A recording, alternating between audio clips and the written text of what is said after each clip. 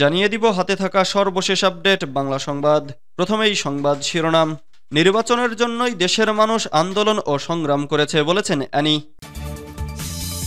এরপর জানিয়ে দিব বিএনপি ও ছাত্রদের দূরত্ব নিয়ে আসিফ নজরুলের স্ট্যাটাস। এদিকে জুলাই অভ্যুত্থানে হেলিকপ্টার থেকে গুলির প্রমাণ মিলেছে বলেছেন চিফ প্রসিকিউটর। এরপর জানিয়ে দিব বুড়ো হয়ে গেছি, এখন বিদায়ের দ্বার প্রান্তে বলেছেন মির্জা ফখরুল। আরও জানিয়ে দিব কে এম শফিউল্লাহর মৃত্যুতে প্রধান উপদেষ্টার শোক। সর্বশেষ জানিয়ে দিব শৈত্যপ্রবাহের মধ্যেই আবহাওয়া অফিসের দুঃসংবাদ। এতক্ষণ শুনছিলেন সংবাদ শিরোনাম, এবারে বিস্তারিত। তবে অনুরোধ থাকবে ভিডিওটিতে একটি লাইক করবেন এবং কমেন্ট করে জানিয়ে দিবেন কোন জেলা থেকে আপনি আমাদের এই ভিডিওটি দেখছেন। নির্বাচনের জন্যই দেশের মানুষ আন্দোলন সংগ্রাম করেছে বলেছেন অ্যানি। দেশের সাধারণ মানুষ এই নির্বাচনের জন্যই আন্দোলন সংগ্রাম ও লড়াই করেছে উল্লেখ করে বিএনপির যুগ্ম মহাসচিব শহীদউদ্দিন চৌধুরী অ্যানি বলেছেন, আমাদের মহাসচিব মির্জা ফখরুল ইসলাম আলমগীর নিরপেক্ষ নির্বাচনের কথা বলেছেন। নির্বাচন দিতে হবে, তা হবে নিরপেক্ষ নির্বাচন। তিনি এ দাবিটাই করেছেন। রোববার ২৬ জানুয়ারি দুপুরে লক্ষ্মীপুর কলেজিয়েট উচ্চ বিদ্যালয়ের বার্ষিক ক্রীড়া প্রতিযোগিতা ও পুরস্কার বিতরণী অনুষ্ঠানে তিনি এসব কথা বলেন। অ্যানি বলেন, সরকারে যারা আছেন তাদের শোনার মানসিকতা থাকতে হবে। কথাগুলো যদি না শোনেন, উপলব্ধি যদি না করেন এবং যদি বিএনপি মহাসচিব সম্পর্কে একটা কাউন্টার তৈরি হয়, এটা কিন্তু ঠিক হবে না। এটা জাতির জন্য আরেকটি ক্রান্তিকাল হয়ে যেতে পারে, কারণ এ বিতর্ক পলাতক ফ্যাসিবাদীদের জন্য একটা সুযোগ করে দিতে পারে। এই সুযোগ দেয়া যাবে না। বিএনপি ও ছাত্রদের দূরত্ব নিয়ে আসিফ নজরুলের স্ট্যাটাস। সম্প্রতি বৈষম্য বিরোধী ছাত্র আন্দোলনের নেতৃবৃন্দের সঙ্গে বিএনপির নেতৃবৃন্দের সম্পর্কে টানাপোড়েন তৈরি হয়েছে। বিভিন্ন বক্তব্যের বিপরীতে বক্তব্য দিয়ে দূরত্ব দৃশ্যমান হয়েছে। এর সুযোগ নিয়ে পতিত স্বৈরাচারের দোসররা এর সুযোগ দিয়ে গত কয়েকদিন সামাজিক যোগাযোগ মাধ্যমে ব্যাপক গুজব ছড়িয়েছেন। ফলে গোটা দেশে একটা ভয়ভীতিকর পরিস্থিতি সৃষ্টি হয়েছে।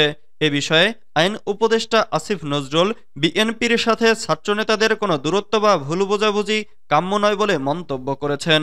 রোববার ২৬ জানুয়ারি দুপুরে তার ভেরিফাইড ফেসবুক পেজে এক পোস্টে এ মন্তব্য করেন তিনি বলেন, বিএনপির সাথে ছাত্রনেতাদের কোনো দূরত্ব বা ভুল বোঝাবুঝি কাম্য নয়।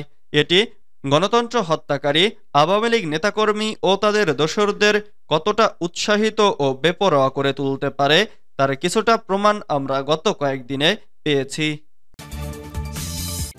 জুলাই অভ্যুত্থানে হেলিকপ্টার থেকে গুলির প্রমাণ মিলেছে বলেছেন চিফ প্রসিকিউটর। আন্তর্জাতিক অপরাধ ট্রাইব্যুনালের chief prosecutor advocate Tajul Islam সাংবাদিকদের জানিয়েছেন, জুলাই আগস্ট অভ্যুত্থানে হেলিকপ্টার থেকে র্যাবের গুলি করার প্রমাণ পাওয়া গেছে। আন্দোলন দমনে হেলিকপ্টার থেকে নির্বিচারে গুলি গণহত্যার পরিকল্পনা বাস্তবায়ন করেছেন র্যাবের সাবেক মহাপরিচালক হারুনার রশিদ। রবিবার দুপুরে আন্তর্জাতিক অপরাধ ট্রাইব্যুনালে শুনানি শেষে এসব কথা বলেন চিফ প্রসিকিউটর। শুনানিতে ট্রাইব্যুনাল জানতে চান হারুন কোথায়। চিফ প্রসিকিউটর জানান, তাকে গ্রেফতারের চেষ্টা করছে তদন্ত সংস্থা। অ্যাডভোকেট তাজুল ইসলাম আরও বলেন, মানবতাবিরোধী অপরাধের মামলায় এখন পর্যন্ত ৯৬ জনের বিরুদ্ধে গ্রেফতারি পরোয়ানা জারি করেছেন বিশেষ ট্রাইব্যুনাল। এর মধ্যে ৫০% কম আসামি গ্রেফতার হয়েছে। শুরুর দিকে দুর্বলতা থাকলেও এখন গ্রেফতারে তৎপর আইনশৃঙ্খলা বাহিনী। এর আগে এদিন র্যাবের সাবেক মহাপরিচালক হারুনার রশিদের বিরুদ্ধে গ্রেফতারি পরোয়ানা জারি করা হয়েছে। জুলাই আগস্ট গণহত্যা মামলায় তার বিরুদ্ধে গ্রেফতারি পরোয়ানা জারি করেছে আন্তর্জাতিক অপরাধ ট্রাইব্যুনাল। বুড়ো হয়ে গেছি, এখন বিদায়ের দ্বার প্রান্তে বললেন মির্জা ফখরুল। ভোর থেকেই জন্মদিনে শুভাকাঙ্ক্ষী প্রিয়জনদের শুভেচ্ছায় সিক্ত মির্জা ফখরুল ইসলাম আলমগীর ৭৮তম জন্মদিনে দাঁড়িয়ে গণতন্ত্র ফিরে পাবার কথাও বললেন তিনি। রোববার ২৬ জানুয়ারি ৭৭ বছর পূর্ণ করলেন বিএনপির মহাসচিব মির্জা ফখরুল ইসলাম আলমগীর। ১৯৪৮ সালের এই দিনে ঠাকুরগাঁওয়ে তার জন্ম। জন্মদিনের অভিব্যক্তি সম্পর্কে মির্জা ফখরুল বলেন, বুড়ো হয়ে গেছি, এখন তো বিদায়ের দ্বার প্রান্তে। তারপরেও মনের ভেতরে যে স্বপ্ন, যে প্রত্যাশা, তা কিন্তু চিরঞ্জীবী আছে। সেটা হচ্ছে বাংলাদেশের গণতন্ত্র ফিরে আসবে। বয়সের এই প্রান্তে এসে এই বিশ্বাসটুকু আমি করি, আমাদের রাজনৈতিক যে সংকটগুলো, যে চ্যালেঞ্জগুলো, তা অধিকাংশই সমাধান করা সম্ভব হবে। বাংলাদেশ গণতন্ত্র ফিরে পাবে, সেই প্রত্যাশায় আছি। কে এম শফিউল্লাহর মৃত্যুতে প্রধান উপদেষ্টার শোক। মুক্তিযুদ্ধের অন্যতম সেক্টর কমান্ডার ও সাবেক সেনাপ্রধান অবসরপ্রাপ্ত মেজর জেনারেল কে এম শফিউল্লাহর মৃত্যুতে গভীর শোক ও দুঃখ প্রকাশ করেছেন অন্তর্বর্তীকালীন সরকারের প্রধান উপদেষ্টা প্রফেসর ডক্টর মুহাম্মদ ইউনূস। রোববার ২৬ জানুয়ারি গণমাধ্যমে পাঠানো এক শোক বার্তায় প্রফেসর মোহাম্মদ ইউনূস বলেন, ১৯৭১ সালের স্বাধীনতা যুদ্ধে সেক্টর কমান্ডার হিসেবে গুরুত্বপূর্ণ দায়িত্ব পালন করেন কে এম শফিউল্লাহ। ১৯৭১ সালে তিনি ছিলেন জয়দেবপুরে ২য় ইস্ট বেঙ্গল রেজিমেন্টের ২য় প্রধান। তিনি মুক্তিযুদ্ধের সময় এসফোর্সের নেতৃত্ব দিয়েছেন। মুক্তিযুদ্ধে বিশেষ অবদানের জন্য বীরোত্তম খেতাব পেয়েছেন তিনি। দেশ স্বাধীন হওয়ার পর ১৯৭২ থেকে ১৯৭৫ সাল পর্যন্ত সেনাপ্রধানের দায়িত্ব পালন করেন কে এম শফিউল্লাহ।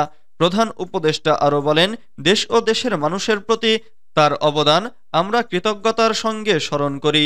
বাংলাদেশের সর্বস্তরের মানুষ তার বীরগাথা আজীবন চিরকৃতজ্ঞে স্মরণ করবে।